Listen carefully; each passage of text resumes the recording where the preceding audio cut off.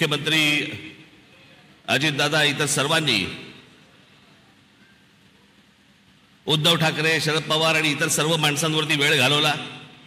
मला असं वाटतं त्यांच्यावरती बोलायची गरज नाही. जे सत्तेतच येणार नाहीये त्यांच्याबद्दल आपण का बोलतो?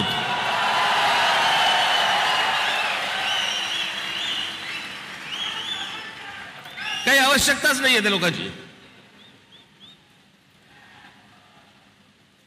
मला असं वाटतं की अनेक अशा योजना ज्या गेल्या 5 वर्षामध्ये झाल्या, मी त्या दिवशी माझ्या सभेमध्ये म्हटलं होतं, टीकेच्या वेळेला टीका, समर्थनाच्या वेळेला समर्थन, प्रशंसेच्या वेळेला प्रशंसा.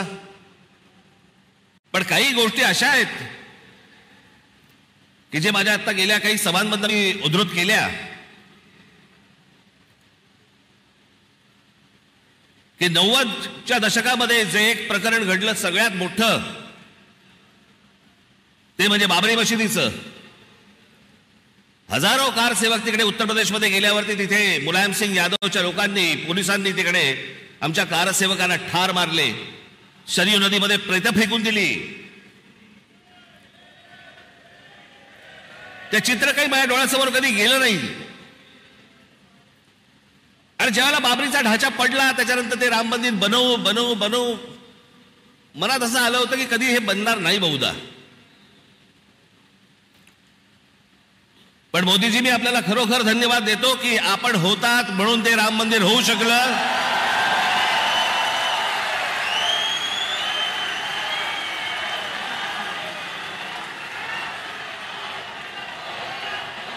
अन्यथा ते झालंच नसतं.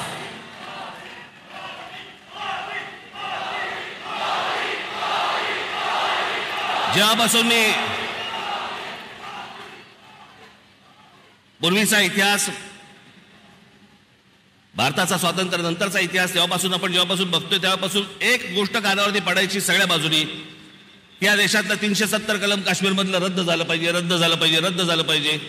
इतक्या वर्षात जी गोष्ट होऊ शकली नाही ती नरेंद्र मोदीजींनी त्यांच्या पंतप्रधान पदाच्या कारकिर्दीमध्ये ती करून दाखवली. आज त्याच काश्मीरमध्ये जाऊन तुम्ही जमीन घेऊ शकता, जागा घेऊ शकता. तो एक भारताचाच एक भाग आहे हे आत्ता सिद्ध झालं.